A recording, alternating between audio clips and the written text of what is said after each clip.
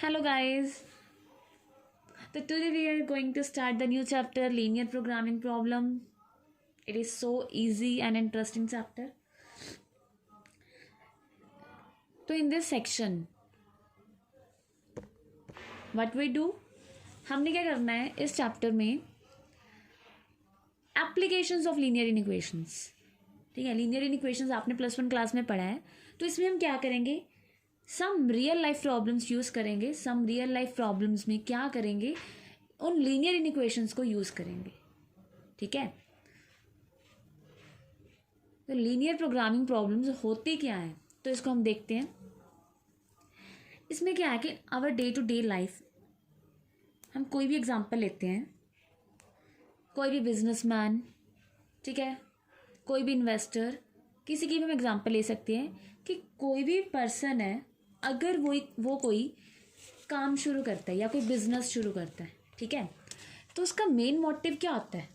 तो main motive होता है प्रॉफिट, मेक प्रॉफिट.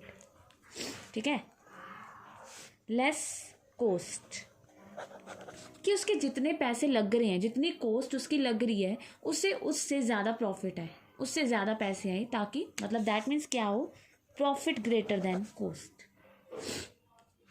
इसके एग्जांपल लेते हैं. ठीक है, एक फर्नीचर डीलर है मान लो, तो उसके पास स्पेस है स्टोरेज करने के लिए. तो उसने 2 आइटम्स का काम शुरू किया. एक मान लो टेबल्स एंड एक चेयर्स. ठीक है, फर्नीचर डीलर. ठीक है, और उसके पास टोटल मनी मान लो 50,000 है इन्वेस्ट करने के लिए. 50,000 टोटल. देखो, कोई भी काम शुरू करना है उसके लिए पहले प्लान करना पड़ता है. ठीक है, हमें ये चीज़ देखनी पड़ती है कि हमारे पास कितने पैसे हैं, कितनी स्पेस है, क्या क्या हम कर सकते हैं. ठीक है, तो उसने देखा कि उसके पास, जो फर्नीचर डीलर है, उसके पास जो टोटल मनी 50,000 है इन्वेस्ट करने के लिए. एंड जो स्पेस है उसके पास 60 आइटम्स की. ठीक है, मतलब ज़्यादा से ज़्यादा वो 60 आइटम, 60 पीसेस रख सकता है, टेबल एंड चेयर्स दोनों की. तो अब वो क्या डिसाइड करेगा, वो देखेगा कि उसे टेबल अगर वो सेल करेगा या चेयर सेल करेगा तो वो कितना प्रॉफिट होगा उसे. ठीक है, वो प्रॉफिट को मैक्सिमाइज करने की कोशिश करेगा कि ज़्यादा से ज़्यादा प्रॉफिट कहाँ तक हो सकता है उसे. ठीक है, सो मान लो जैसे उस टेबल की कॉस्ट 2500 है, चेयर्स की कॉस्ट है, 1 चेयर की कॉस्ट है ₹500. ठीक है, तो उसने एक एस्टिमेट लगाया कि वो इस टेबल से ज़्यादा प्रॉफिट ₹250 कर सकता है और 500 से ₹75 कर सकता है. ठीक है, तो इसके लिए उसे देखना पड़ेगा कि वो कितने टेबल्स या कितने चेयर्स बाय कर सकता है from this cash, this money. ठीक है, if he wants ₹250 profit, ₹75 profit from each chair and ₹250 profit from each table. मतलब ऐसी प्रॉब्लम्स को हम क्या कहते हैं, लीनियर प्रोग्रामिंग प्रॉब्लम्स, जिसके जो ऑब्जेक्टिव होते हैं वो 3 ऑब्जेक्टिव होते हैं. क्या, फर्स्ट इज मेक प्रॉफिट या मैक्सिमाइज प्रॉफिट. मैक्सिमाइज मतलब जितना ज़्यादा से ज़्यादा उसे प्रॉफिट हो सके. ठीक है, मतलब अगर उसने एक चीज़ 250 की बाई की है तो वो ज़्यादा से ज़्यादा कितने की वो बेच सकता है, 500 की, 400 की, कि उसे पता है कि जो मार्केट में उसका रेट है वो क्या चल रहा है, तो उसके अकॉर्डिंग वो अपने प्रॉफिट के बारे में सोचेगा. ठीक है, वो इतना ज़्यादा भी नहीं रख सकता कि अगर जो आइटम है मान लो 250 की है तो वो ये भी नहीं वो 700 की सेल कर दे, है ना. तो अकॉर्डिंग टू कि जो डिमांड है लोगों की और लोग उसे बाई भी करे उससे, वो इतनी ही कॉस्ट रख सकता है, उसके हिसाब से वो अपना प्रॉफिट बनाएगा, मैक्सिमाइज करेगा. Second one is minimise cost. Cost क्या है, जो उसके खुद के पैसे लगेंगे, तो वो उसको मिनिमाइज करना चाहता है कि कम से कम उसके पैसे लगे. ठीक है, third one is less use of resources. ठीक है, कि जो रिसोर्सेज है उससे वो भी कम यूज़ करने पड़े, क्योंकि इस पर भी क्या होगा, पैसे लगेंगे। ठीक है, तो ये मेन ऑब्जेक्टिव होते हैं तीन। कोई भी काम अगर कोई शुरू करता है तो उसके लिए तीन ऑब्जेक्टिव होते हैं, maximise profit, minimise cost, less use of resources, and these problems are called optimisation problems. ठीक है, जिसमें क्या करता है, कोई भी पर्सन मैक्सिमाइज प्रॉफिट करता है, मिनिमाइज कॉस्ट करता है, तो उसे हम बोलते हैं ऑप्टिमाइजेशन प्रॉब्लम्स। Optimisation problems. ठीक है, अब ये तो होगी ऑप्टिमाइजेशन प्रॉब्लम्स की उसका जो ये ऑब्जेक्टिव है, तो ये ऑप्टिमाइजेशन प्रॉब्लम्स होगी। ठीक है, तो ये तो हो गया, हमने ये चीज़ देखी कि लीनियर प्रोग्रामिंग प्रॉब्लम और ऑप्टिमाइजेशन प्रॉब्लम होती क्या है।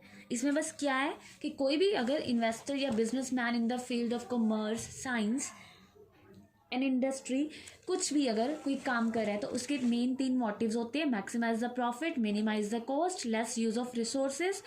कि वो इस तरह से अपने काम को प्लान करता है पहले, ये नहीं कि उसने आज सोचा और उसने कल शुरू कर दिया, ऐसे ही पैसा लगा दिया बिना प्लान के और उससे कोई प्रॉफिट ही ना हुआ।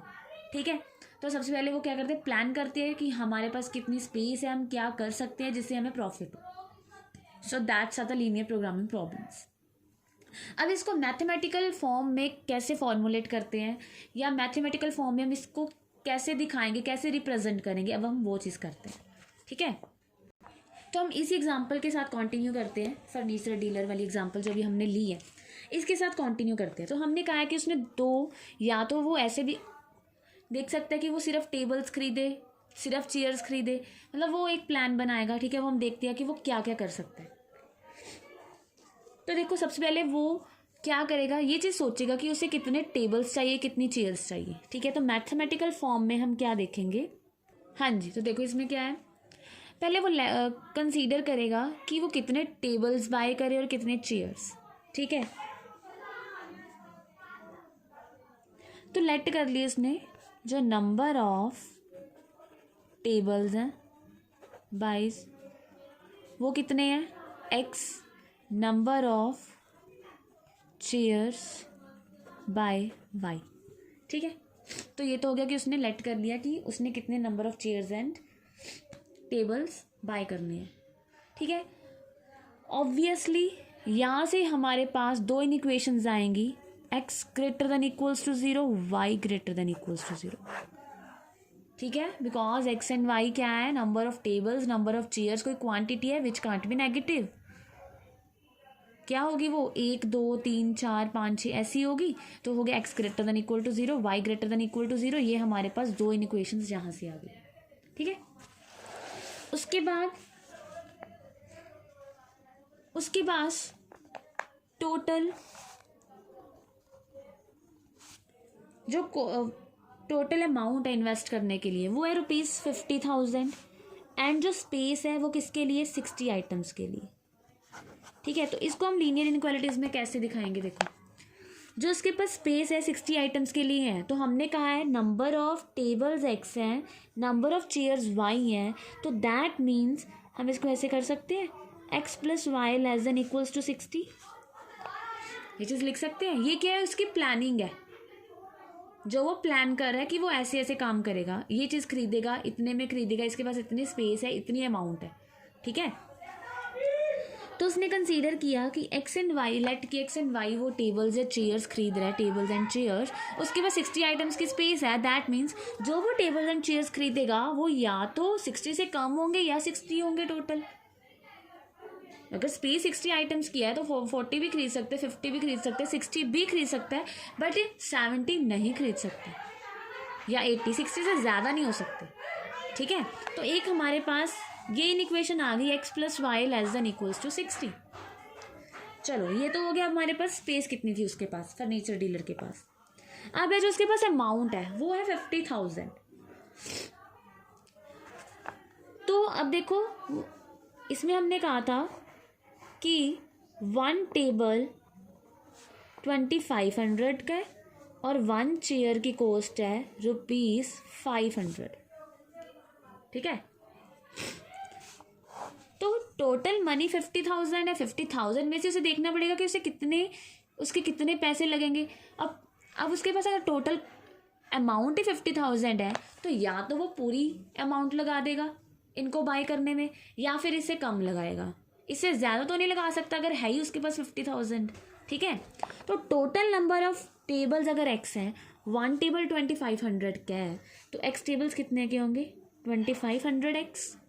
Similarly cost of one table is ₹500, तो y chair cost of one chair is ₹500, तो cost of 500 chair is 500 Y.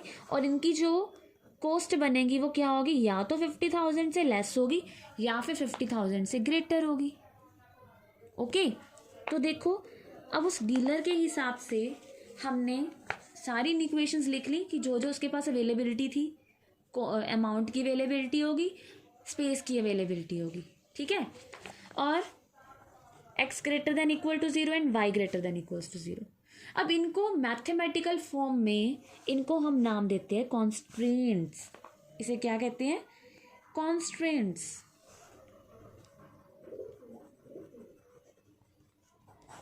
That means conditions. ठीक है, डिफरेंट इन्वेस्टमेंट स्ट्रेटेजीज। मतलब कोई भी इंसान काम शुरू करे तो पहले प्लान कर रहा है कि वो ये चीज़ कर सकता है। ठीक है, तो इसको बोलते हैं स्ट्रेटेजीज, कॉन्स्ट्रेंट्स। मैथमेटिकल फॉर्मुलेशन में हम क्या लिखेंगे? इसे कॉन्स्ट्रेंट्स। अब जब उसने प्लान कर लिया तो उसका जो मेन मोटिव है, ऑब्जेक्टिव, उसे हम बोलते हैं ऑब्जेक्टिव फंक्शन। ऑब्जेक्टिव फंक्शन जिसको हम नाम देते हैं जेड का, वो क्या है उसका? वो हमने किया था कि वन टेबल पे उसने 250 रुपीज़ का मार्जिन रखा है और वन चेयर पे ₹75 का मार्जिन रखा है कि यहाँ से उसको 250 रुपीज़ का प्रॉफिट होगा, यहाँ से उसको 75 रुपीज़ का प्रॉफिट होगा। ठीक है, तो अगर एक्स नंबर ऑफ टेबल्स हैं तो कितना प्रॉफिट होगा? 250x। ठीक है, plus 75 rupees from one chair, तो वाई हमारे पास चेयर्स हैं तो उसे कितना प्रॉफिट होगा? 75y। और टोटल प्रॉफिट कितना हो गया? इन दोनों का सम। तो इसे हम बोलते हैं ऑब्जेक्टिव फंक्शन। तो ये क्या है? मैथमेटिकल फॉर्मुलेशन है लीनियर प्रोग्रामिंग प्रॉब्लम की। एक ऑब्जेक्टिव फंक्शन होता है इसमें, सब्जेक्ट टू द कॉन्स्ट्रेंट्स, कि ऐसे वो काम करेगा, इनको यूज़ करेगा। ठीक है, ऐसे स्ट्रेटजीज यूज़ करेगा तो उसे ये मैक्सिमाइज प्रॉफिट होगा। ठीक है, और x greater than equal to 0, y greater than equal to 0 को बोलते हैं नॉन नेगेटिव कॉन्स्टेंट्स। ठीक है, इनको क्या बोलते हैं? नॉन नेगेटिव कॉन्स्टेंट्स, कि ये कभी नेगेटिव नहीं हो सकते। ठीक है, तो ये थी हमारे पास mathematical formulation of the linear programming problem. तो कॉन्स्टेंट्स आपको समझ आ गया क्या होता है? ऑब्जेक्टिव फंक्शन समझ आ गया। ऑब्जेक्टिव फंक्शन क्या होता है? Which has to be maximised और मिनिमाइज्ड। ठीक है, अगर ये कॉस्ट है तो मिनिमाइज होगा, अगर प्रॉफिट है तो मैक्सिमाइज होगा। कॉन्स्टेंट्स क्या होते हैं? लीनियर इनइक्वालिटीज और इक्वेशंस और restrictions on the variables of a linear programming problem are called constants.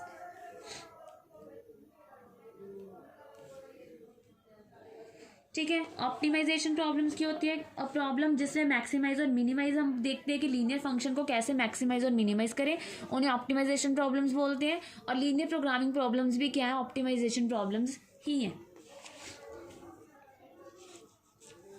अब हमने इनको सॉल्व करने के लिए मेथड्स करना है, जो करना है ग्राफिकल मेथड।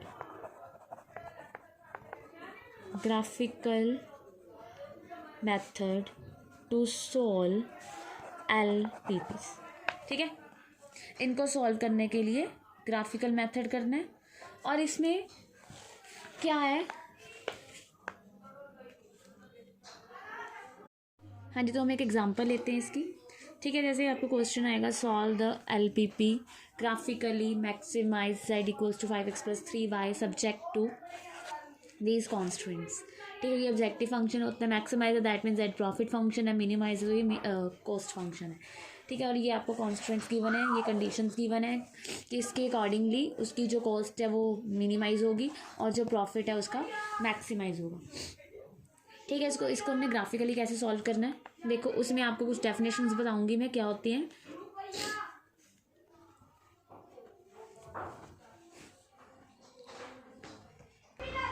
सबसे पहले इसको ग्राफिकली सॉल्व करने के लिए ये जो आपके पास इन इक्वेशंस गिवन है ना, इसको हमने कन्वर्ट करना है इन इक्वेशंस। ठीक है। फर्स्ट जो आपका स्टेप है वो क्या है, कन्वर्टिंग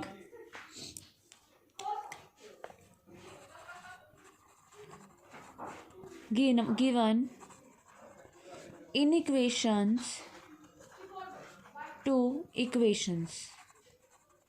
ठीक है। चलो आगे करते हैं। क्या है, 3x + 5y <= 15। क्या हमारे पास 3x + 5y <= 15, तो हम क्या लिखेंगे, = 15।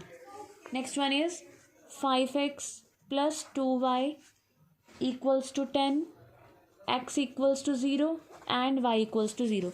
ये ग्राफिकली आप +1 में सॉल्व कर चुके हो लीनियर इक्वेशंस को, ये वही मेथड है। ठीक है। सबसे पहले हमने क्या करना है, इन इक्वेशंस को इक्वेशंस में कन्वर्ट करना है and then make the graph of these straight lines. तो उसके बाद हमने इसका ग्राफ ड्रॉ करना है। तो हम देखेंगे कि ये जो लाइन है वो किन पॉइंट्स को ज्वाइन करके बन रही है, तो वो हम ऐसे फाइंड करते हैं। अगर हमने x को 0 पुट किया तो y क्या आएगा, 3, एंड अगर y को 0 पुट किया तो x क्या आएगा, 5। इस इक्वेशन में अगर x को 0 पुट किया देन y इज़ 5, एंड अगर y को 0 पुट किया तो x इज़ 2। और ये तो हमारे पास है y axis and x axis की इक्वेशंस। ठीक है। तो सबसे पहले हम इसका ग्राफ बनाएंगे।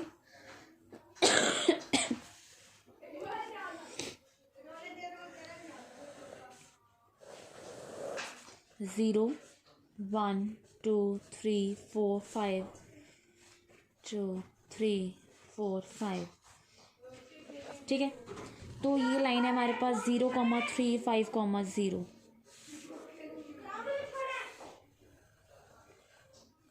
सॉरी। ठीक है। तो ये लाइन होगी हमारे पास 3x + 5y = 15।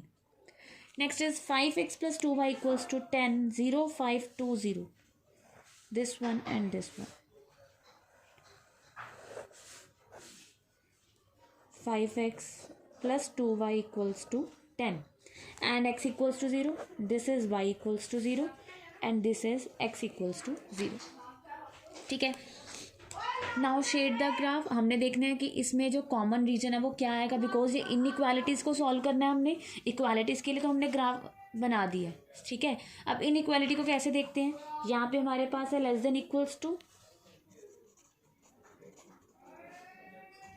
और यहाँ पे भी <= ठीक है। और ये तो ग्रेटर हमेशा नॉन नेगेटिव ही रहेंगे। ठीक है। <= x > 0 एंड y > 0। ठीक है। तो उसके बाद हम क्या करते हैं कि ओरिजिन को सेटिस्फाई करवाते हैं इस पे। ठीक है। तो हम देखते हैं कि इस इनइक्वालिटी को सॉल्व करने के जो एरिया है वो क्या आएगा। ओके। इनइक्वालिटी का मतलब क्या होता है, not on the line only. ठीक है। जो सोल्यूशन सेट है वो बाउंडेड होगा। ठीक है। कॉमन रीजन होगा। तो देखते हैं, तो हम ओरिजिन को सेटिस्फाई करवाते हैं यहाँ से। तो यहाँ से क्या बनेगा, 0 <= 15, दैट इज ट्रू। तो ये जो लाइन है 3x + 5y <= 15, तो इसकी जो डायरेक्शन है, मतलब इसके सोल्यूशन सेट में कौन सा रीजन आएगा, ये सारा। ठीक है। नेक्स्ट है 5x + 2y <= 10, 0 <= 10, तो इसके सोल्यूशन सेट में भी कौन सा रीजन आएगा, ये सारा। ठीक है। तो कॉमन रीजन देखो क्या हो गया, इन दोनों का जो कॉमन रीजन है ये हो गया। तो इस रीजन को हम बोलते हैं फिजिबल रीजन। क्या बोलते हैं, फिजिबल रीजन। ठीक है। इसको हम बोलते हैं फिजिबल रीजन, ठीक है, शेडेड रीजन को फिजिबल रीजन।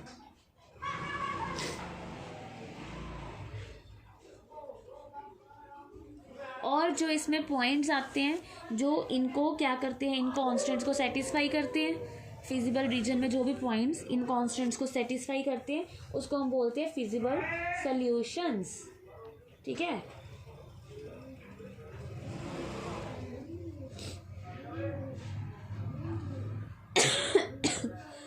ठीक है, सो हम कहेंगे the shaded region is the feasible region.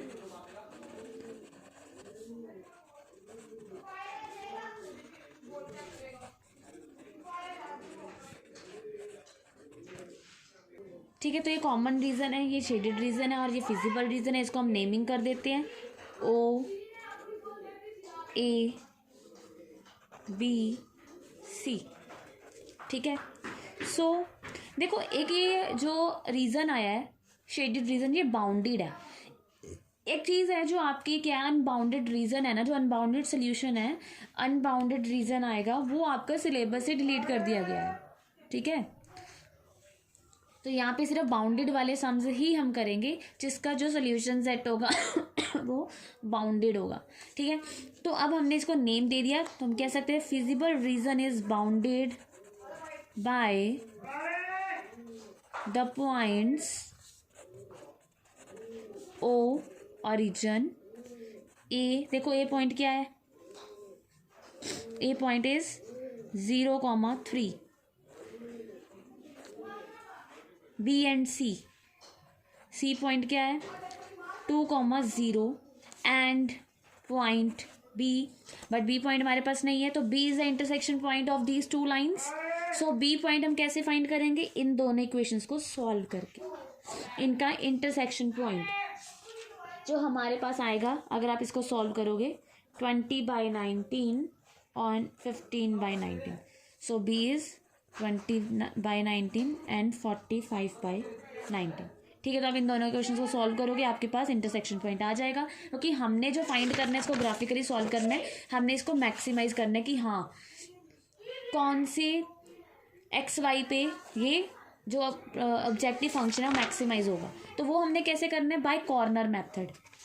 वो मेथड क्या है, हमने इनके कॉर्नर पॉइंट्स फाइंड करने हैं, कॉर्नर पॉइंट्स को हम जेड में पुट करेंगे, जिस पॉइंट पे ये मैक्सिमाइज होगा, सबसे ज़्यादा वैल्यू देगा, हम कहेंगे उस पॉइंट पे ये मैक्सिमाइज है, और जिस पॉइंट पे सबसे कम वैल्यू देगा उस पॉइंट पे हम कहेंगे ये मिनिमाइज है, ठीक है। तो इसे हम कहते हैं कॉर्नर मेथड। तो इसको हमने कैसे करना है, हमारे पास कॉर्नर पॉइंट्स आ गई, पहले आपने क्या करना है, सबसे पहला स्टेप है convert linear inequalities into linear equations, then draw the graph of these lines and shade the region of these inequalities, find the common solution which is called the feasible reason, and then find the corner points of this feasible reason, and by corner method then हम आगे करेंगे z की value find करेंगे, minimise है या maximise है, ठीक है। सो यहाँ पे हम लिखेंगे कॉर्नर पॉइंट्स और यहाँ पे हम लिखेंगे z क्या है हमारे पास 5x + 3y। कॉर्नर पॉइंट्स हमारे पास पहला है ओरिजिन, तो यहाँ से z की वैल्यू क्या आएगी 0। सेकेंड वन इज a 0,3, तो x को 0 पुट करेंगे, y को 3, देन हमारे पास क्या आएगा 15 सॉरी 9। उसके बाद हमारे पास है c 2,0, तो x को 2 पुट करेंगे और y को 0, ये वैल्यू हमारे पास आएगी 10। नेक्स्ट हम b पुट करेंगे 20/19 45/19, तो ये होगा 5 × 20/19 + 3 × 45/19, और इसको सॉल्व करके हमारे पास आ जाएगा 235/19। तो अगर हमने क्या देखना है, इसको मैक्सिमाइज करना है, तो हम देखेंगे कि किस कॉर्नर पॉइंट पे इसकी जो वैल्यू है z की वो क्या आ रही है, मैक्सिमम आ रही है, ठीक है। टेबल आप ऐसे बना सकते हो, इसको थोड़ा हाईलाइट कर दो, ठीक है। तो क्लियरली फ्रॉम द टेबल हम कह सकते हैं कि z is maximum at this point hence it is optimal solution and optimal value is this. ठीक है, हम कह सकते हैं clearly z is maximum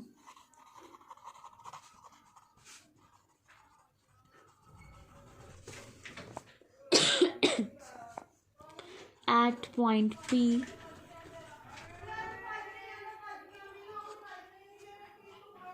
hence x equals to 20/19 and y equals to 45/19 is the optimal solution and 235/19 is the optimal value. ठीक है, तो मैं आपको कह रही कि जो अनबाउंडेड रीजन वाला है ना हमारे पास, वो आपका डिलीट हो गया. दैट मीन्स अगर किसी भी, हम देखो जैसे यहाँ पे मान लो ग्रेटर देन इक्वल्स टू होता दोनों में. ठीक है, ये लाइंस थोड़ी सी ऐसी बनी है हमारे पास. ठीक है, मान लो यहाँ पे ग्रेटर देन इक्वल्स टू होता तो इसके भी शेड यहाँ पे जाता, और सॉरी डायरेक्शन, और इसकी भी डायरेक्शन यहाँ पे जाती, तो शेडेड रीजन आता वो ये आता. तो this is unbounded region, unbounded feasible region. So ये वाला जो आपके पास केस है ये डिलीट कर दिया गया है कि अनबाउंडेड रीजन का सोल्यूशन सेट या ग्राफिकली हमने इसको सॉल्व नहीं करना एलपीपी को. ठीक है, ये आपको समझ नहीं आएंगे.